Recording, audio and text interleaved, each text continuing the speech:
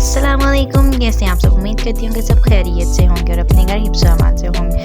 Welcome to my YouTube channel Sumi daily vlogs. तो आज मैं आप लोगों के साथ चना पुलाव की रेसिपी शेयर करने लगी हूँ, जो कि बहुत ही शानदार तरीके से बनके तैयार होता है और बहुत ही आसान तरीके से, ज़्यादा भी आपको कुछ ऐड करने की ज़रूरत नहीं पड़ती। अगर आप मेरे चैनल पर न्यू है तो काइंडली चैनल को सब्सक्राइब कर लीजिएगा and don't forget to press the bell icon. तो चलिए चलते हैं वीडियो की तरफ।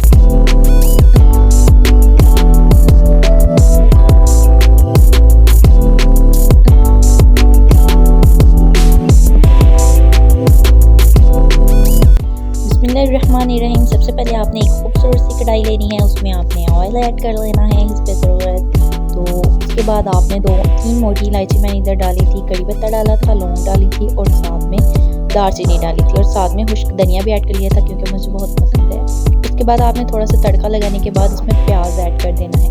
प्याज ऐड करने के बाद इसे सौते करना है और गोल्डन ब्राउन कर लेना है। उसके बाद आपने थोड़ा सा पानी ऐड करके इसे ढक देना है इसके कलर की खूबसूरती के साथ।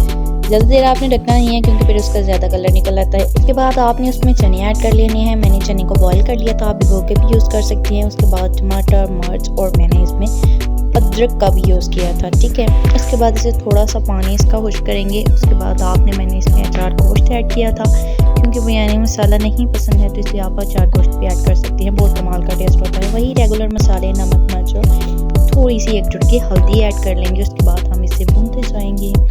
चने थोड़े से कच्चे रह जाते हैं इसलिए हमें इनकी थोड़ी ज़्यादा अच्छे से बुनाई करनी पड़ती है अच्छे टेस्ट के लिए, ठीक है।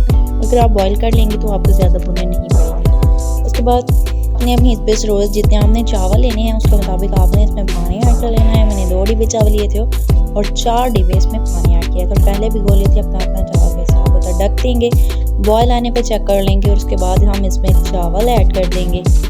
जी, तो यहाँ पे मैंने चावल ऐड कर लिए थे, चम्मच पे थोड़ा चलाएंगे। इस स्टेज पे जब बॉयल आता है तो आपने नमक को एक दफ़ा चेक कर लेना है, अगर कम हो तो आप थोड़ा ऐड कर सकते हैं, ठीक है। यहाँ पे पानी खुश्क हो रहा है तो माशाल्लाह से इसकी खूबसूरती आप देख सकती हैं कि कितने खूबसूरत लग रही हैं। इसमें भी थोड़ा सा पानी है इसलिए हम इसे खुश्क करेंगे। तो उसके बाद हम इसे दम लगाएंगे। जी, तो पानी यहाँ पे खुश्क हो चुका है, अब हम इसे ढक देंगे और दम लगाएंगे। 15 मिनट का आपने दम लगाना होता है।